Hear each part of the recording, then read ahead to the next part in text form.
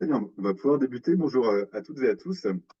J'espère que vous allez bien. Ravi d'animer cette dernière session de l'accélérateur PME qui aura pour thème le suivi et la valorisation des progrès en matière de démarche RSE. Voici, je suis toujours Émile Zedine. Je suis également accompagné d'Anne-Sophie Six qui a la gentillesse de m'aider lors de la gestion de l'exercice en sous-groupe. Bon, les conseils, je pense que vous commencez à les connaître par cœur. Donc, veillez à utiliser le chat pour poser vos questions, à couper votre micro, à activer votre caméra si possible et à écouter les autres participants, évidemment. Donc, le calendrier, le voici. Donc, comme vous le constatez, nous sommes à la dernière session de l'accélérateur. Nous en avons donc presque à la fin de cette session. Vous en aurez en tout cas participé, vous aurez participé à 6 sessions au total. Et on fera, vous verrez, un petit bilan en fin de session. Et on parlera également d'un événement de clôture que nous souhaiterions organiser en présentiel à Paris. Donc, nous vous proposerons plusieurs dates, vous le verrez. Il y aura également un petit questionnaire de satisfaction du programme en fin de session. Sur l'ordre du jour de cette matinée, le voici. Donc, nous aurons tout d'abord, comme à chaque fois, une petite activité brise-glace pendant quelques minutes. Nous aurons ensuite une section sur le suivi des progrès, comment suivre efficacement ces progrès en tant qu'entreprise, en tant qu'organisation sur les thématiques RSE. Nous aurons ensuite une partie sur la valorisation de sa démarche RSE. Nous parlerons notamment des labels, des certifications, des évaluations RSE. C'est vrai qu'il y a beaucoup d'initiatives en la matière, donc ça peut être un peu confusant. On va essayer d'apporter un peu de clarté sur ces sujets. Une petite session de questions-réponses. Et ensuite, nous passerons à l'atelier en sous-groupe, comme à chaque fois. N'hésitez pas, c'est une session qui sera, je pense, un peu plus courte en termes de contenu que d'habitude, à poser vos questions au fil de l'eau. Et j'en prendrai quelques-unes au fil de l'eau et j'en prendrai également à la fin de la session. Donc, les objectifs du jour sont triples. Premièrement, mieux comprendre. Pour ma part, vous expliquer, pour votre part, mieux comprendre comment suivre ces progrès en matière de RSE. Deuxièmement, mieux comprendre l'intérêt de valoriser cette démarche RSE. Et enfin, troisième objectif, mieux comprendre les différences entre certification, label, évaluation RSE. Comme je le disais en introduction, ce sont des concepts qui diffèrent un peu et qui se multiplient. C'est surtout ça qui peut créer un peu de confusion au sein des entreprises. Il y a de plus en plus de labels, de certifications, d'évaluateurs RSE, donc on verra comment apporter un peu de clarté sur ces sujets. Mais pour débuter, une petite activité brise-glace comme à chaque fois. Ce que je vous propose, ça va être un peu différent d'habitude, c'est dans le chat de partager soit un livre, soit un film, soit les deux si vous avez beaucoup d'idées, liés au sujet du développement durable et qui vous a particulièrement marqué.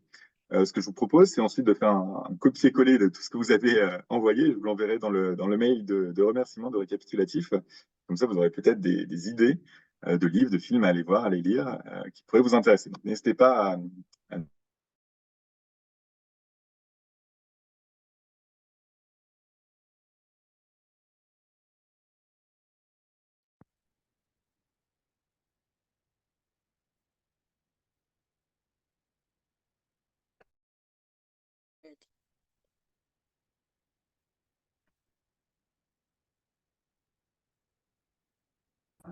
Non, il n'est pas que.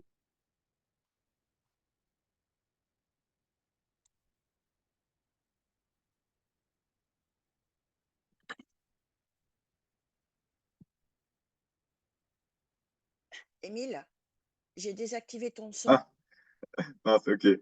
Je commentais les recommandations, donc c'était pas pas le plus intéressant, mais en effet, il y a beaucoup de recommandations intéressantes.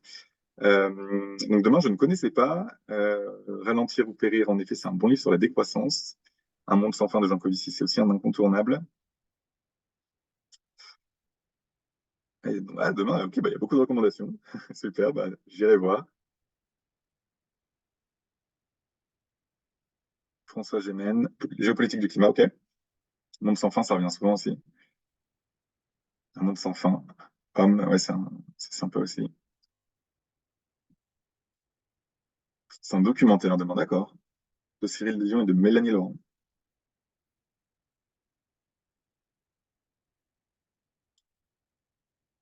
Planète bleue, le bug humain. Ok, bah, en tout cas, merci pour vos recommandations. Comme je le disais, je ferai un copier et je le collerai dans le mail de remerciement. Comme ça, vous aurez aussi toutes ces recommandations à disposition. L'entreprise du 21e siècle sera politique ou ne sera pas. Pascal Duverger. Ah ouais, ok, intéressant. Qui est le président de la MAIF, si je ne me trompe pas. En tout cas, merci beaucoup à toutes et tous. Et comme je disais, je vous les enverrai. Alors, entrons dans le vif du sujet. Donc, premièrement, première partie sur le suivi de sa démarche RSE. Vous verrez, ça va être peut-être une redite pour certains, euh, mais c'est vraiment, je pense, un sujet sur lequel les PME ont parfois du mal. Donc, je fais bien, je pense, de faire quelques répétitions. Ce qui est vraiment important, à mon sens, lorsqu'on a une PME, on ne dispose pas forcément de beaucoup de moyens, de beaucoup de ressources, de beaucoup de temps à dédier à la RSE et surtout au suivi de sa politique, de sa démarche RSE, c'est d'aller vers des outils qui sont assez simples et qui ne demandent pas beaucoup de budget d'ailleurs et qui sont assez compréhensibles par l'ensemble des salariés euh, sur la phase de pilotage. Donc, ce que je vous recommande, vous le verrez, en fait, ça ne demande pas des budgets astronomiques. C'est des outils qui reposent notamment sur un tableau Excel pour faire assez basique. Et donc, qui peut être, je pense, utilisé par n'importe quelle PME, de la plus petite à la plus grande. Donc, vraiment, le conseil humain que je donnerais à une société qui souhaite suivre ses progrès et aussi fixer des objectifs, et on l'avait vu dans une précédente session, c'est d'élaborer et de mettre à jour ce que j'appellerais un tableau de bord. Pour réaliser son tableau de bord, ce qu'il faut en phase numéro 1, et c'est un incontournable, c'est de déterminer des indicateurs sur lesquels justement mesurer ses progrès et fixer des objectifs. Donc ça, c'est une recommandation qu'on vous fait qui est une recommandation presque incontournable, de sélectionner quelques indicateurs pertinents en fonction de vos objectifs, en fonction des sujets matériels, on les avait vus en session 1 ou 2, donc les sujets les plus importants en fonction de votre secteur d'activité, de votre taille et de votre impact, pour suivre vos progrès et pour vous fixer des résultats. Ce qu'on vous recommande, c'est d'utiliser de préférence des indicateurs qui soient reconnus, comme ceux de la communication sur le progrès du pacte mondial, comme ceux de la GRI, pourquoi pas. Ça peut être également des indicateurs adossés sur les objectifs de développement durable, des indicateurs, pourquoi pas aussi qu'on vient piocher dans la nouvelle CSRD avec la multitude d'indicateurs qui va exister. Donc voilà, essayez d'aller vers des indicateurs qui soient reconnus. Pourquoi? Parce que c'est un intérêt assez évident, c'est que ça va vous permettre de comparer vos résultats avec d'autres entreprises dans le monde. Donc ça peut être très intéressant pour justement essayer d'identifier vos points faibles, vos points forts, vous comparer à des pairs, à des concurrents. Alors qu'au contraire, si vous optez pour des indicateurs entre guillemets fait maison, ça va être plus compliqué justement de se comparer avec d'autres entreprises et aussi de communiquer ces résultats et de les faire valoriser en tout cas auprès de donneurs d'ordre, auprès de banques, auprès d'institutionnels, etc. Donc, allez vers des indicateurs reconnus. Vous pouvez aller consulter la communication sur le progrès, il y en a un certain nombre. J'ai repris quelques exemples ici sur le sujet des droits de l'homme, avec la sous-section droits des femmes et droits des filles et santé-sécurité. Vous voyez, quelques indicateurs, on en verra d'autres après, mais qui peuvent être, par exemple, la part des femmes chez les cadres dirigeants, l'écart de rémunération entre les hommes et les femmes, la fréquence des accidents du travail, le taux d'accident du travail. Ça, c'est des indicateurs qui sont reconnus, qui sont très utilisés par beaucoup d'entreprises. Donc, ça peut être un premier set d'indicateurs assez pertinent sur lequel aller. Une fois qu'on a identifié ces indicateurs, et je vois une question sur la GRI, j'y réponds juste après.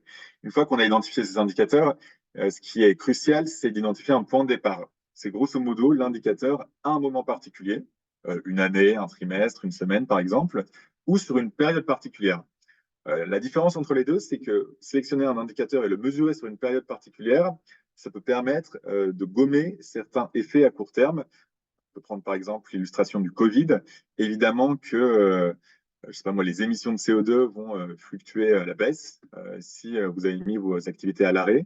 Et donc, prendre un indicateur et le mesurer sur une période particulière, ça permet de gommer ce type d'effet à court terme.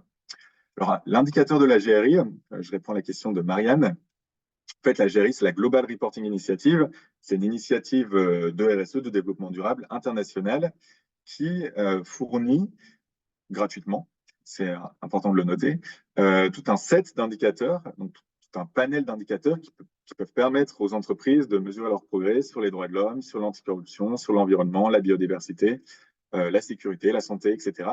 C'est un gros document, c'est plusieurs centaines de pages sur lequel vous pouvez aller piocher justement les indicateurs qui peuvent vous être le plus utiles et qui sont les plus pertinents en fonction de votre activité. Donc, je vous recommande assez fortement d'aller consulter le site de la GRI. c'est en accès libre et c'est totalement gratuit.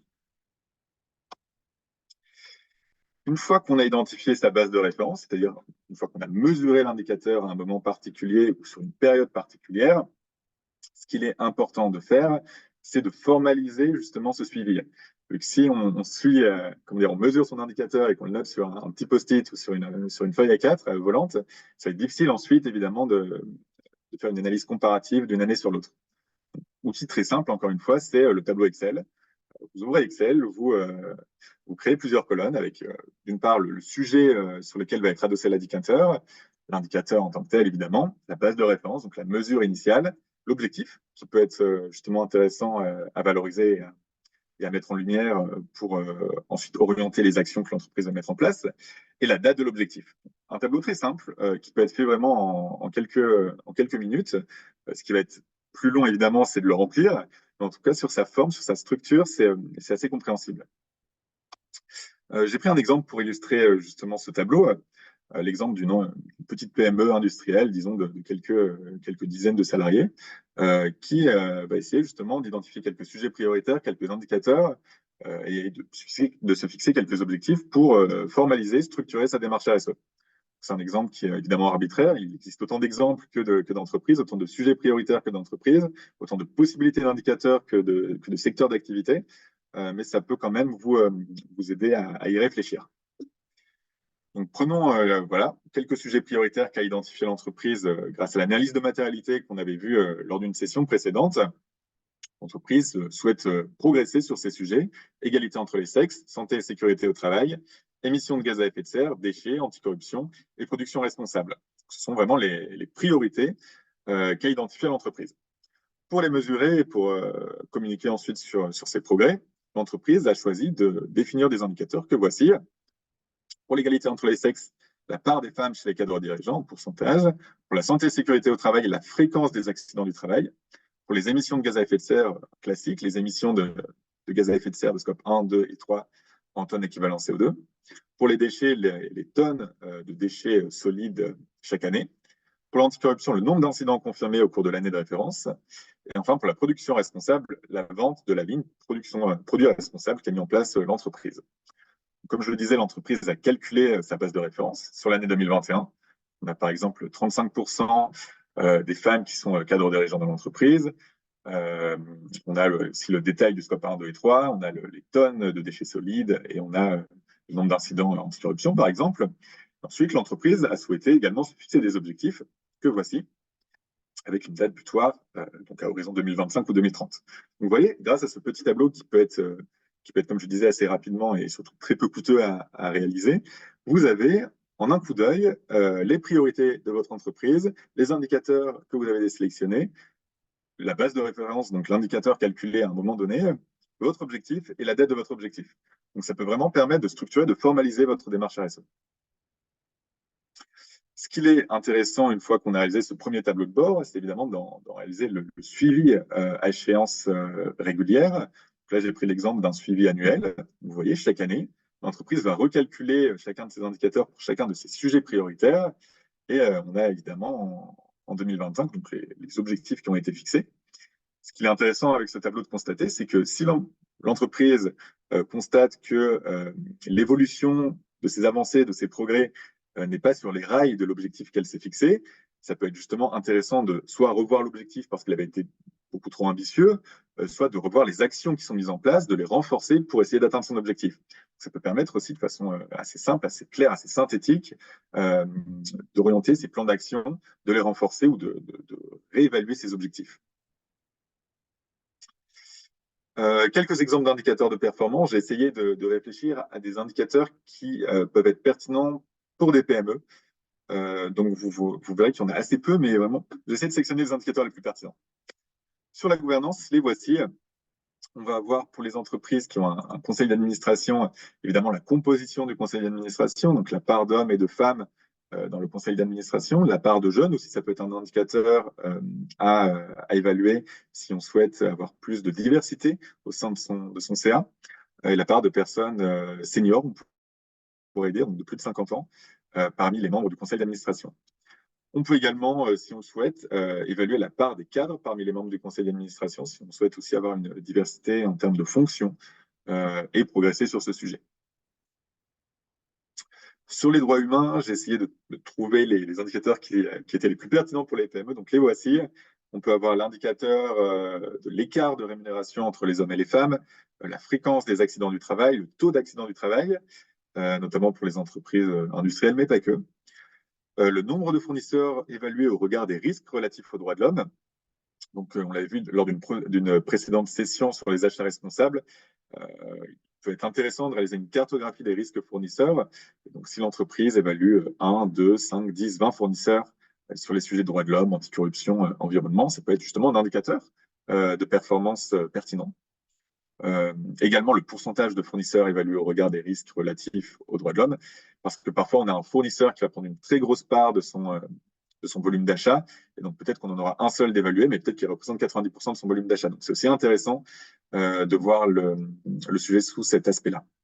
Et enfin, le pourcentage de salariés formés à la thématique des droits de l'homme. Ça, c'est un indicateur, vous le verrez, qui revient dans chacune des sections. La formation, c'est un indicateur vraiment pertinent et assez souvent utilisé.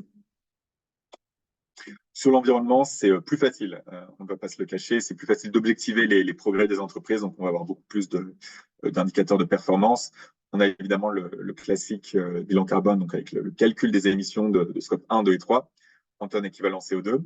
La consommation d'énergie renouvelable en pourcentage, ça peut être un indicateur intéressant. Le prélèvement total d'eau en volume d'eau en mégalitres, notamment pour les entreprises en lien avec le secteur industriel ou si l'entreprise a identifié cet enjeu comme important.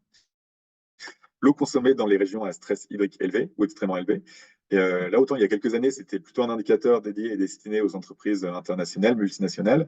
Autant maintenant que l'enjeu de l'eau devient également assez prégnant en France, c'est peut-être un indicateur qui va en effet, pendant les quelques années qui arrivent, se généraliser. Les déchets solides en tonnes, le ratio des déchets dangereux en pourcentage et le volume de plastique à usage unique utilisé. Pour la lutte contre la corruption, quelques indicateurs également. On va pouvoir retrouver par exemple le nombre total d'incidents de corruption, le nombre d'alertes reçues sur les sujets de la corruption, notamment si on a mis en place une procédure d'alerte qu'on avait vue lors d'une précédente session, le pourcentage de salariés sensibilisés au sujet lié à la corruption. Et donc voilà. Évidemment, il existe beaucoup plus d'indicateurs. J'ai essayé de vous donner les indicateurs les plus pertinents pour des entreprises de moyenne et de petite taille. Si vous avez des indicateurs spécifiques à votre secteur d'activité et reconnus, ça peut être aussi évidemment un plus à faire. Est-ce que vous avez des questions sur le suivi d'une démarche, sur les indicateurs, sur le tableau de reporting, etc., avant qu'on passe à la valorisation de cette démarche, juste? Non, merci, c'était clair. Ouais. Moi, j'ai juste une question sur où trouver des exemples d'indicateurs. Donc, j'ai vu COP, GRI, les ESRL, j'imagine. Qu'est-ce qu'il y en a d'autres? Alors, il y a un très bon document que je vous enverrai dans le mail de remerciement suite à cette session, qui est un document qui avait été fait par le Pacte mondial il y a quelques années, extrêmement complet. Donc, je crois de mémoire, c'est 500 pages. Il y aura possibilité de trouver pas mal d'indicateurs et qui, en fait, propose des indicateurs rattachés aux ODD. Donc, on a, je pense, un set de plusieurs, à mon avis, milliers d'indicateurs, ODD par ODD, targets par targets, donc cible par cible même. Ça peut être aussi assez intéressant de s'y adosser. Sinon, pour les autres sources d'indicateurs, après, il y a des indicateurs plus spécifiques. Je pense par exemple à certains référentiels qui sont proposés par certaines fédérations professionnelles qui ont aussi leur set d'indicateurs spécifiques. Ça peut être aussi une source vers laquelle se diriger. Ok. Je prendrai d'autres questions évidemment en fin de session. Donc, désormais, on va passer à la valorisation de cette démarche RSE. Pourquoi c'est un sujet important, notamment pour les PME? Parce qu'évidemment, c'est excellent d'avoir une démarche RSE, de l'avoir structurée, de la suivre. Mais si elle n'est pas valorisée en externe et même en interne, c'est un peu dommage. En fait, la PME va manquer beaucoup d'opportunités. Et peut-être un chiffre à vous donner que j'ai vu il y a quelques jours dans une étude de la Commission européenne.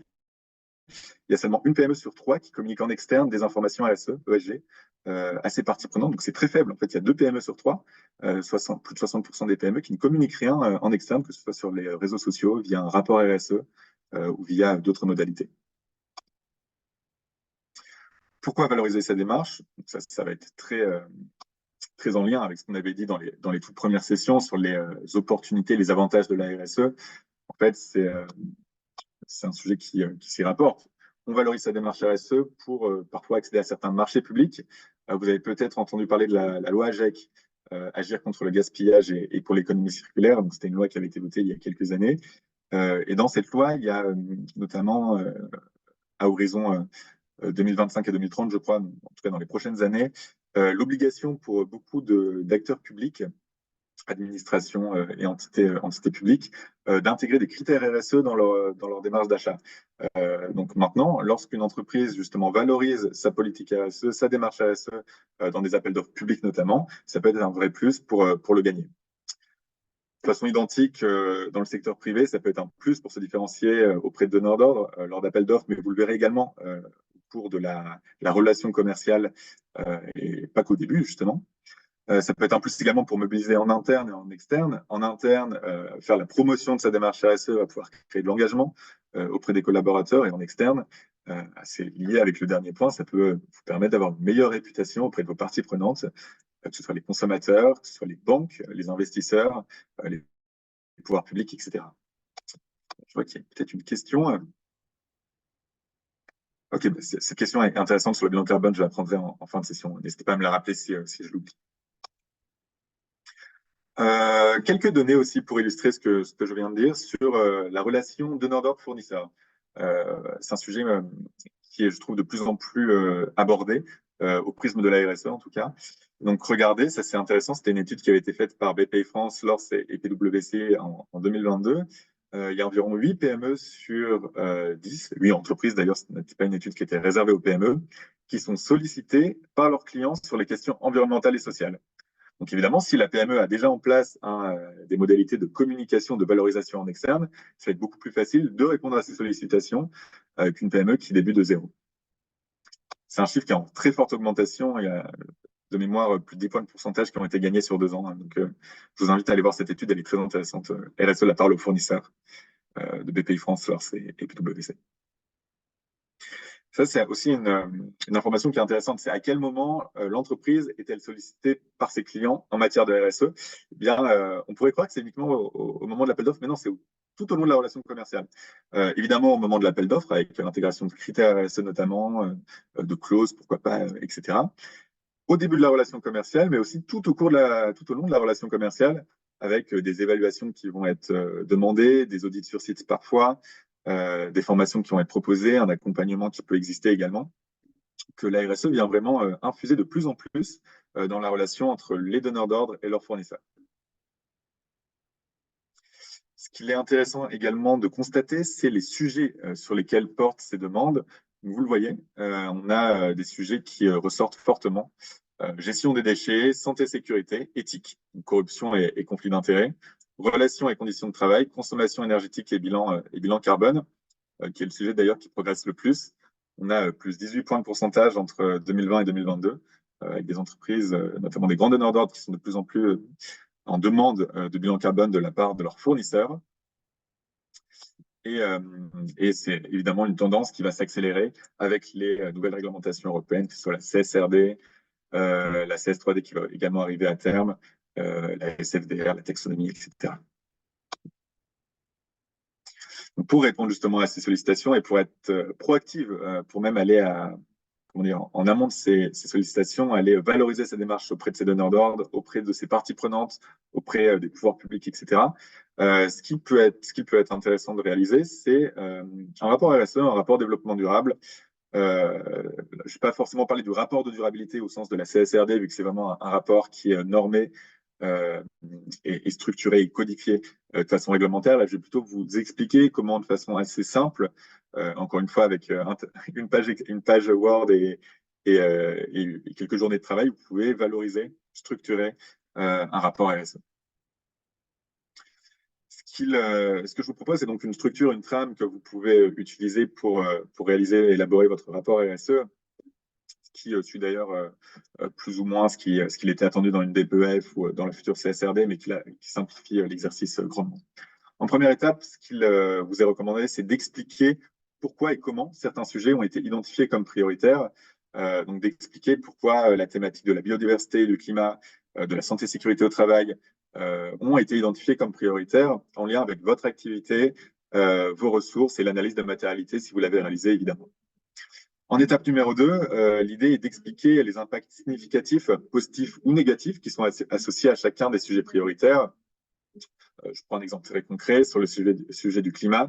Expliquer qu'en tant qu'entreprise industrielle, vous émettez du CO2, vous émettez d'autres gaz à effet de serre. En tant qu'entreprise agricole, vous avez un impact négatif sur la ressource eau, etc. Vraiment expliquer les impacts que vous avez identifiés, positifs et négatifs d'ailleurs. Parfois, on s'attarde trop sur le négatif, mais on a aussi des impacts positifs qui peuvent être valorisés. En troisième étape, lister justement en fonction de chacun des sujets identifiés comme prioritaires les objectifs que vous vous êtes fixés et les stratégies que vous avez définies pour atteindre ces objectifs. En étape numéro 4, expliquer les actions que vous avez mises en œuvre durant l'année écoulée en lien avec vos stratégies et pour l'atteinte évidemment de vos objectifs. Et enfin, en étape numéro 5, vous pouvez inclure les indicateurs de la période de référence et de l'année écoulée afin d'évaluer vos progrès. Vous pouvez tout à fait reprendre votre tableau de suivi des progrès que je vous ai présenté précédemment. Il y a une étape 0 que je n'ai pas forcément abordée, mais qui pourrait être la présentation de votre business model. En introduction, vous pourriez tout à fait expliquer votre modèle, donc l'activité que vous réalisez, et peut-être aussi expliquer si vous avez en tête une évolution de ce business model, vers quoi vous souhaitez aller. Expliquer la mission, la vision, enfin, c'est des sujets assez classiques, je pense, que vous maîtrisez bien. Donc voilà pour comment, pour la structure, pour la méthodologie d'un rapport de RSE qui peut être assez court au final, mais pertinent. En fait, je pense que l'intérêt, c'est vraiment de fournir à vos parties prenantes les informations les plus pertinentes vis-à-vis de leurs attentes et vis-à-vis de la démarche RSE et vis-à-vis des actions et des résultats que vous souhaitez valoriser. Ce qui est très intéressant et important de souligner, c'est que si vous identifiez dans vos indicateurs justement une aggravation de la situation ou en tout cas un manque de progrès. En fait, ce qu'on recommande, c'est d'être transparent sur vos indicateurs, de ne pas occulter un indicateur qui serait négatif pour le coup, et d'expliquer justement pourquoi sur cette année l'indicateur n'est pas en progrès, et d'expliquer aussi pourquoi pas les actions correctives que vous souhaitez mettre en place pour repartir vers une démarche de progrès. Et vraiment, la valeur et le principe de transparence est au cœur de la RSE, donc on souhaite vraiment vous encourager à y adhérer, évidemment. On va maintenant faire un petit point sur les labels, les certifications et les évaluations RSE qui ont deux objectifs généralement. Un premier objectif qui est de permettre à l'entreprise d'avoir une grille de lecture, une structure pour progresser, et un second objectif qui est évidemment de valoriser la démarche RSE de l'entreprise. Vous verrez, je vais essayer de faire la distinction entre les trois, qu'on a parfois une confusion qui se crée. On a certains labels qui sont appelés certifications, certaines évaluations RSE qui sont appelées labels, etc. Donc, il y a beaucoup de confusion, je pense, dans le domaine. Et c'est assez logique, en fait, c'est un domaine qui est en explosion, qui s'est très fortement développé ces dernières années. Et donc, je vais essayer d'apporter un peu de clarté sur ces sujets. On va commencer par les certifications. Donc, les certifications, j'ai mis une petite définition tout en haut. Ce sont des démarches par lesquelles des organismes agréés et indépendants, ça c'est important de le souligner, donnent l'assurance qu'un produit, qu'un service ou qu'un système est conforme à certaines exigences. Donc, on a directement en tête les certifications ISO. J'en ai prise pour illustration 2, l'ISO 14001 et l'ISO 50001. L'ISO 14001, ça constitue un cadre pour intégrer des préoccupations environnementales dans les organisations. Et la norme ISO 50001, ça constitue un cadre pour réduire la consommation d'énergie par la mise en œuvre d'un système de management de l'énergie. Les normes ISO, vous pouvez les consulter sur Internet. Ce sont vraiment des cadres, en fait, des lignes directrices qui peuvent être soit certifiables, soit non certifiables. Petit moyen mémotechnique qui est intéressant d'avoir en tête. Si une norme ISO finit par un 1, ça veut dire qu'elle est certifiable. Si elle finit par 0, ça veut dire qu'elle n'est pas certifiable. Donc, ça peut être aussi un moyen comment dire, de tester la robustesse de certaines démarches qu'on vous propose de temps en temps. Si on vous propose de certifier une ISO 26000, ça n'a aucun sens parce que l'ISO 26000 n'est pas certifiable, par exemple. Donc, une certification, excusez-moi, c'est différent d'un label. Pourquoi? Parce que la certification, c'est vraiment une démarche qui est très robuste, qui implique un organisme agréé et indépendant, ce qui n'est pas forcément le cas d'un label. En fait, le processus de labellisation, on va plutôt parler des processus de labellisation d'ailleurs, ils sont extrêmement nombreux. On a de l'auto-évaluation, on a parfois de l'audit sur site, on a parfois de l'audit sur site avec un organisme agréé et indépendant.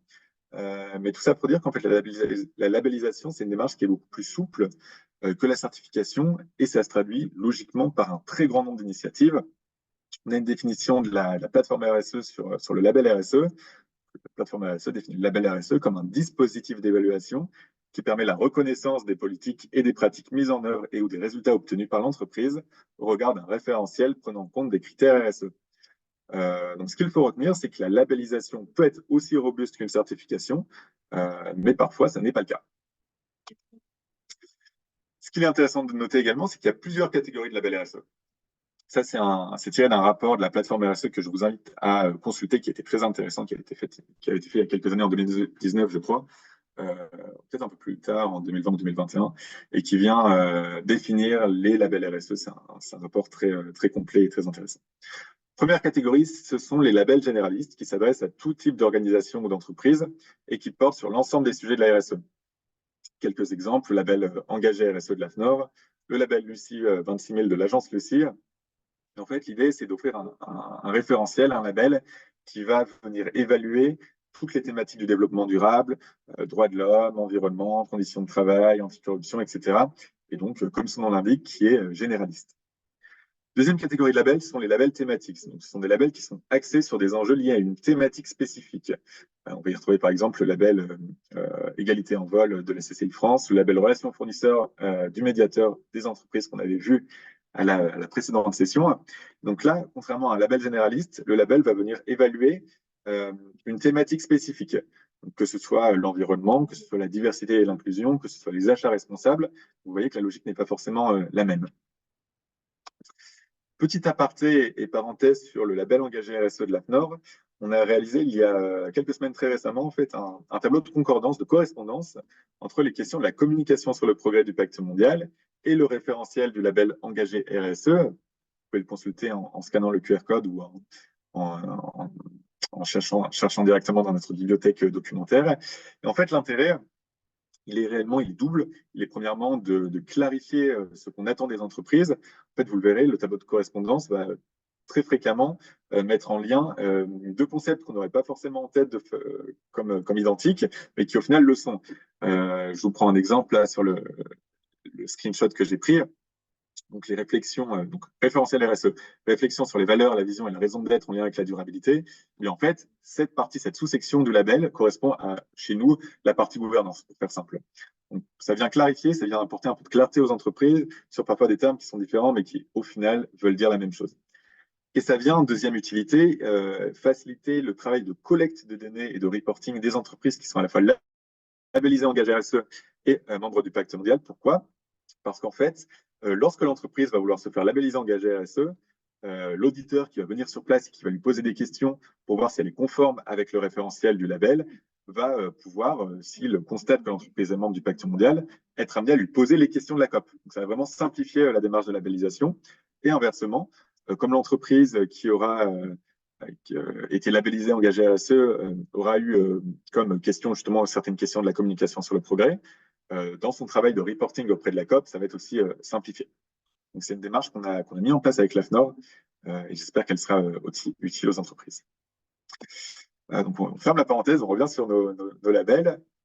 On a encore deux catégories de labels. On a les labels sectoriels qui se destinent aux entreprises d'un même secteur d'activité grâce à un référentiel adapté aux enjeux de la profession. On a par exemple le label RSE de l'UNICEM, donc la Fédération des minerais et des carrières. On a le label RSE de proprement engagé, donc de la Fédération des entreprises de la propreté. En fait, l'intérêt de ces labels, c'est d'avoir un référentiel qui soit pertinent en fonction des enjeux propres au secteur.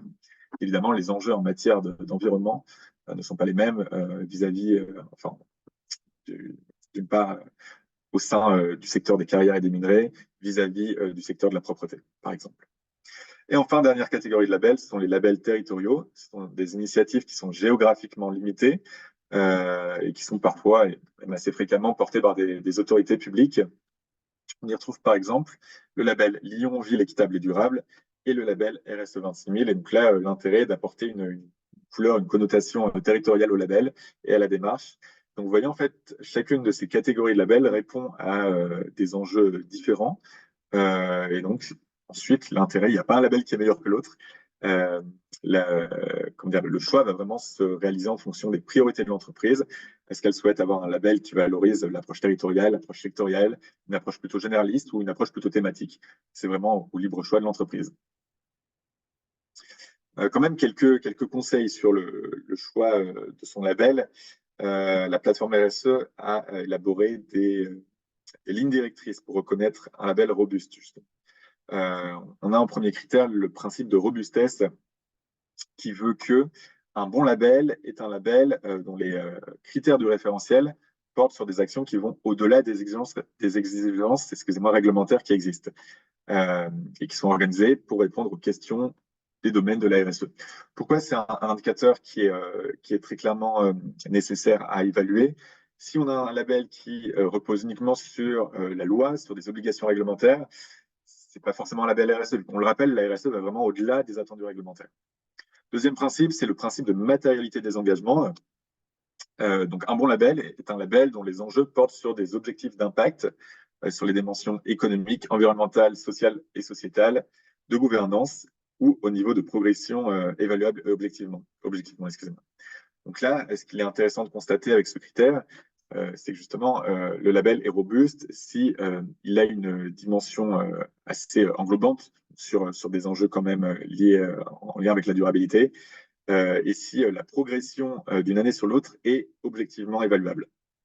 Troisième principe, c'est l'amélioration continue. Donc, le critère du référentiel doit être, évidemment, dans le meilleur des cas, révisé le plus fréquemment possible, en lien avec les évolutions du secteur, par exemple, ou les évolutions de la réglementation, en intégrant de nouvelles thématiques RSE, si c'est pertinent, des retours d'expérience de labellisés, l'évolution réglementaire, etc. Et enfin, dernier principe, c'est le principe de bénéfice pour la société, l'environnement et l'entreprise. L'évaluation pour l'attribution du label doit inclure l'évaluation des indicateurs et des objectifs associés qui concernent les enjeux de la RSE, ainsi que les moyens pris mis en œuvre pour atteindre ces objectifs et les conditions nécessaires à la valorisation de la démarche par l'entreprise labellisée. Tout ça pour dire qu'en fait, un bon label est un label qui se concentre à la fois sur les processus et sur les résultats, qui intègre à la fois une évaluation des plans d'action, des stratégies et de la structure de la démarche RSE de l'entreprise. Et gardez ces principes en tête parce que vous verrez que ça permet justement de mettre sur le carreau un certain nombre de labels qui n'ont pas un niveau de robustesse suffisant.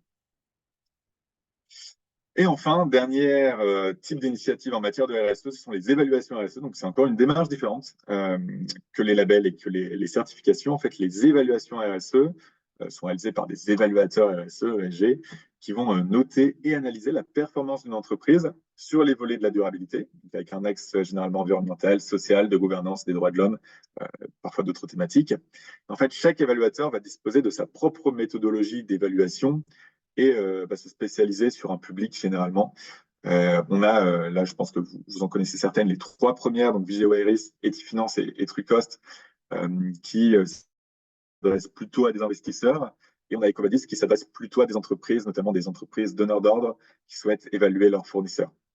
L'intérêt de ces évaluations, c'est en fait d'objectiver avec évidemment tous les biais qui existent en termes de méthodologie, mais en tout cas d'avoir un indicateur simple et lisible pour les entreprises sur lequel réaliser soit des choix d'investissement, soit des choix d'achat pour Ecovadis notamment. Donc, grâce à un indicateur, grâce à une évaluation, un scoring, une note, l'entreprise va pouvoir simplement, entre guillemets, arbitrer. Donc voilà, on a fini pour cette petite présentation. J'ai vu qu'il y avait quelques questions dans le chat, je vais tout de suite y répondre. Mais d'abord, je vous invite fortement à scanner le petit QR code qui s'affiche.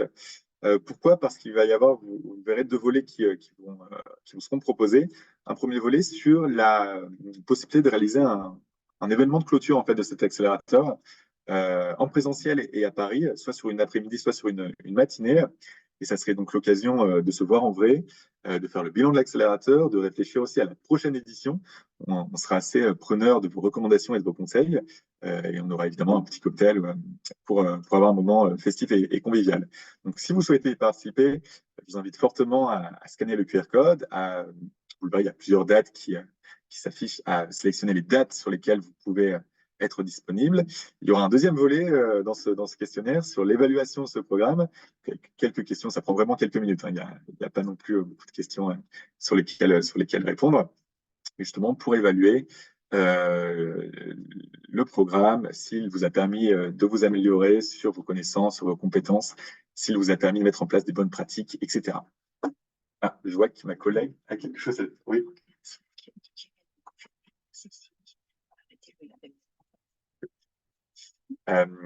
C'était une formation sur un label. Est-ce que vous avez des questions? Donc, je vois qu'il y en a plusieurs dans le chat, je vais y répondre tout de suite. Alors, donc pour une PME, faire son bilan carbone est très compliqué, en tout cas, de par notre expérience. Avez-vous des pistes? En effet, ça peut être très challengeant, notamment lorsqu'on est une PME de quelques dizaines de salariés et qu'on ne dispose pas forcément des compétences en interne, ni du temps, ni des ressources. On a, en tout cas au sein du Pacte mondial, une recommandation qui est assez fréquente, c'est d'aller vers le DIAC Décarbonation de la BPI France. En fait, le DIAC Décarbonation, c'est un programme qui permet à toutes les PME, donc à toutes les entreprises de moins de 500 salariés, plus généralement d'ailleurs, d'avoir premièrement un bilan carbone et deuxièmement un plan d'action pour progresser. Et ça coûte, si votre entreprise a un effectif qui est inférieur à 250 salariés, excusez-moi, 4 000 € hors taxe. Et si son effectif est inférieur à 500 salariés, 6 000 € hors taxe, je crois, de mémoire. Donc, ce sont des tarifs qui sont quand même assez abordables. C'est pris en charge en partie par les pouvoirs publics. Je suis d'accord, les TPE-PME, pour les TPE-PME, le plus difficile n'est pas de trouver les cibles et les indicateurs, c'est surtout de trouver les bons outils calibrés pour nous, accessibles à tous les niveaux. En effet, c'est exactement ça que j'ai essayé de traiter aujourd'hui. Vous allez très certainement avoir plus en plus des propositions sur des outils, parfois plusieurs dizaines de milliers d'euros, pour vous permettre de suivre vos progrès. De mon point de vue et de mon ressenti et de mon expérience, pour une PME qui débute et qui souhaite structurer sa démarche RSE, ce n'est vraiment pas nécessaire. Un tableau Excel et un document Word pour le rapport de durabilité, c'est tout à fait suffisant. Le nom de la ressource sur le bilan carbone, c'est ça? Alors, c'est le DIAG Décarbonation. Je vais vous l'écrire dans le chat. DIAG Décarbonation, donc BPI France et ADEME. Il y a aussi Acte Pas à Pas de l'ADEME, qui est une initiative qui est assez similaire. Le seul souci avec Acte Pas à Pas, c'est qu'en fait, il y a une liste d'attente qui est assez considérable. Donc, généralement, pour avoir l'accompagnement, il faut attendre plusieurs mois, ce qui peut être un peu embêtant. Est-ce que vous avez des questions, soit sur la thématique du jour, soit sur une autre thématique, soit un retour que vous souhaitez faire sur le programme? N'hésitez pas aussi à prendre la parole directement avec le micro si vous le souhaitez. Alors, je vois une question qui s'affiche dans le chat. Est-ce que le bilan carbone est obligatoire pour la COP? Non. En fait, dans la COP, il y aura une question sur le bilan carbone de l'entreprise, scope 1, 2 et 3. Et c'est une question qui, comme toutes les questions de la COP, sont sur une base volontaire. Donc, vous pouvez, si vous avez la donnée, y répondre. Si vous n'avez pas la donnée, expliquer justement qu'elle va être... vous allez réaliser votre bilan carbone, je sais pas, dans 2, 3, 4 ans, ou dire qu'au contraire, au compte tenu de votre taille et de vos ressources, ce n'est pas possible pour le moment. Donc, OK pour l'aide financière de BPI France, mais la difficulté est de réaliser le scope 3, car cela demande des informations qu'il faut collecter auprès des fournisseurs, qu'il est extrêmement difficile de recueillir. Tout à fait. J'animais avant-hier une réunion, une conférence justement sur la mesure du scope 3 et plus globalement sur la mesure de son bilan carbone dans sa chaîne de valeur. C'est vrai que c'est extrêmement challengeant. Et c'est un sujet pour lequel les PME et les grandes entreprises ne sont pas du tout logées à la même place. Pourquoi? Parce qu'en tant que grande entreprise, on va avoir un pouvoir de négociation et comment dire, un pouvoir à demander de l'information beaucoup plus grand qu'une PME. Je pense que vous le comprenez tout à fait, ce qui n'est pas du tout forcément le cas pour une PME ou une TPE. Et donc, c'est un sujet qui est très difficile. Ce qui peut être, comment dire, une étape intermédiaire, si il n'est pas possible de collecter de l'information auprès de fournisseurs, c'est d'utiliser le plus possible des estimations, des hypothèses de travail, et donc se servir des facteurs d'émission de l'ADEME et travailler sur des hypothèses de travail avec évidemment tous les biais méthodologiques qui peuvent exister, mais ça peut être une première base. Alors, bilan carbone, préconisation sur la réévaluation tous les ans. Je dirais le plus fréquent, le mieux. Évidemment, je suis tout à fait conscient qu'en tant que PME, c'est un coût non négligeable, mais c'est clair qu'avoir une réévaluation de son bilan carbone tous les ans permet de suivre efficacement ses progrès. Si ça n'est pas possible tous les 2 ans, tous les 3 ans, c'est tout à fait acceptable. Après, c'est tout à fait, enfin, c'est également en lien avec vos ressources, vos priorités et, et oui, tout simplement les ressources dont vous disposez. En tant que PME, nous avons choisi notre scope 3 uniquement de nos transporteurs et non pas sur l'ensemble de nos fournisseurs. Alors en effet, le scope 3, peut-être pour simplifier très grossièrement, est composé de 3 sections. Le transport, les achats, excusez-moi, les biens achetés et les biens vendus. Ce sont vraiment les trois sections du scope 3. Donc, agir sur les transporteurs, c'est répondre à l'une de ces actions, à l'un de ces axes. Mais évidemment, il est préférable, si possible, et si vous en disposez des moyens, d'agir également sur les produits achetés, sur vos fournisseurs, et sur les produits vendus, sur l'usage dont vos consommateurs vont faire de vos productions. Je vous prends un exemple assez simple, mais très parlant. Sur l'axe produits vendus, si vous réussissez à augmenter la durée de vie, la réparabilité et pourquoi pas aussi la recyclabilité de vos produits, eh bien en fait le gain en termes d'émissions de CO2 peut être assez considérable parce qu'un produit qui est produit et utilisé pendant 5 ans n'a pas le même bilan carbone en termes de cycle de vie qu'un produit qui est produit et utilisé pendant 10 ou 15 ou 20 ans. Donc c'est aussi un axe, un levier sur lequel les entreprises peuvent agir.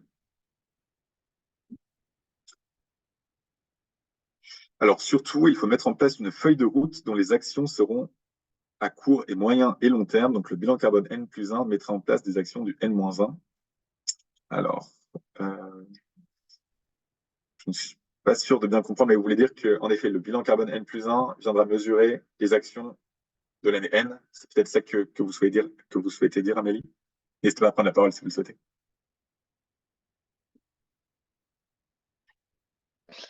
Oui, vous m'entendez? Oui, tout à fait. Ça sera peut-être plus simple. L'idée, c'est qu'on va faire le bilan carbone cette année. Par exemple, nous, donc ça sera sur l'année 24, ouais, 24-25. De ce fait, on va faire un bilan avec cette feuille de route et préconiser des actions qui seront en queen, donc vraiment court terme, moyen, et après, j'aurai du long terme sur peut-être des investissements par exemple de bâtiments et moins énergivores, des choses comme ça. Donc, il y aura des actions du bilan carbone de cette année, mais qui seront efficaces que pour le bilan carbone de l'année prochaine, si on se dit, bah, tiens, on fait un bilan carbone tous les ans. C'est une très bonne remarque. En effet, si vous mettez en place des actions sur des domaines long terme, typiquement les investissements, c'est une bonne illustration. En effet, il ne faut pas s'attendre à avoir des résultats immédiats et donc bien le garder en tête. Merci de Et l'apport. comment, disons, là, nous, on est accompagné par un cabinet pour le bilan carbone, mais on n'a pas fait de matrice disons, on n'a pas forcément de visibilité encore sur le bilan carbone pour se dire, bah, voilà, l'unité de collecte des données, quelles sont les parties prenantes internes qui vont devoir mettre ou en tout cas, comment on va collecter toutes ces données, sur quelle tableur, quelle unité. Et après, quand on aura fait ce bilan, cette photographie, comment prioriser peut-être telle ou telle action par rapport aux éléments qui seront sortis. Euh, voilà, c'est pas forcément simple de se dire, bah, tiens, ça c'est prioritaire ou les Ouais. sous qu'on doit mettre derrière ou peut-être des personnes, hein, des... Mm. En effet, c'est la très grosse difficulté. C'est pour ça que l'accompagnement d'un BPI ou d'une ADEME peut être très, très pertinent et parfois même nécessaire. Je pourrais vous l'envoyer dans le mail de conclusion après cette session.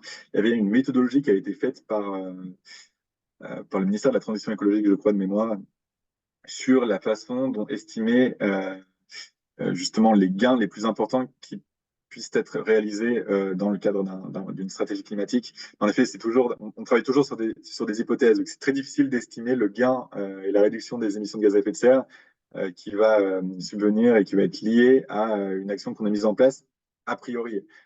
C'est toute la difficulté de l'exercice. C'est pour ça qu'il faut vraiment essayer de se référer à des experts du sujet, avec la grosse difficulté, la grosse limite que cette expertise a un coût. Donc, ouais, c'est une vraie difficulté. D'ailleurs, petite information, j'y pense à l'instant. Le ministère de la Transition écologique et le ministère de l'Économie ont mis en place un site internet qui centralise toutes les aides en matière de transition écologique et énergétique.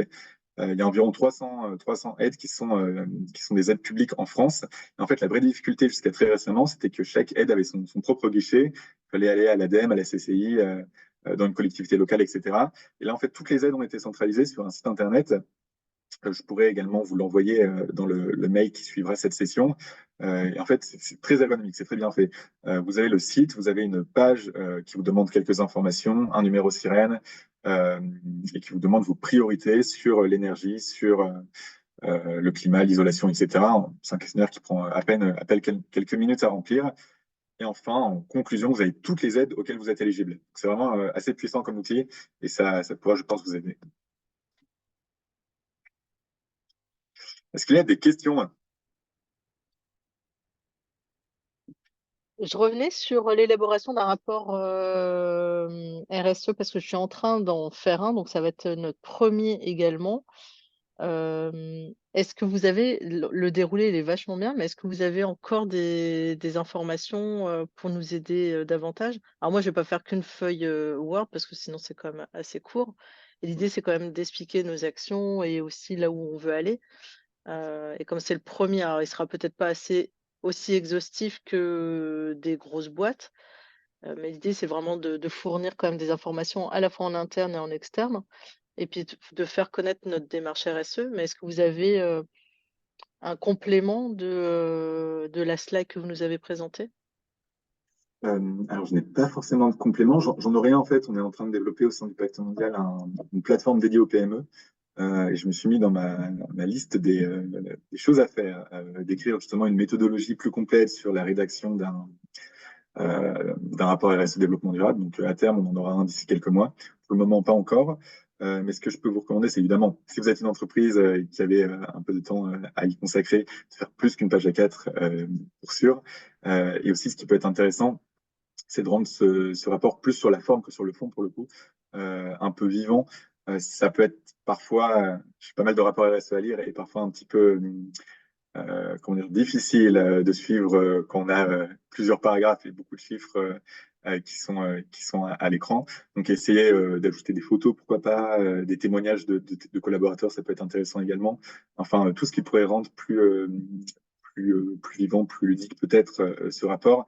Et surtout, toujours en gardant en tête cette idée de valorisation de votre démarche RSE. Il y a évidemment un axe fort qui est de suivre les progrès et de communiquer des informations RSE en dehors, mais il y a aussi un axe fort qu'il faut garder en tête, c'est valoriser cette démarche RSE. Donc, d'ailleurs, ce sera l'objet juste après de l'atelier. Comment créer un peu de storytelling autour de votre démarche. Vous verrez, pour ceux qui participent à l'atelier, c'est sur quoi on va travailler, mais en essayant d'identifier justement les défis, les solutions, la vision de l'entreprise, etc. Donc vraiment apporter une sorte de récit qui peut être assez plaisant à lire. Eh bien, il est presque 11 heures. Écoutez, c'était en tout cas un plaisir d'animer ces sessions de l'accélérateur PME. J'espère pouvoir vous voir nombreux lors de la session de clôture. N'hésitez pas, si vous avez des questions, à me les envoyer directement par mail. Et on se dit à très bientôt si vous participez à d'autres services du Pacte mondial Réseau France. Pour ceux qui restent pour l'atelier, on fait une petite pause de 5 minutes et on se retrouve juste après.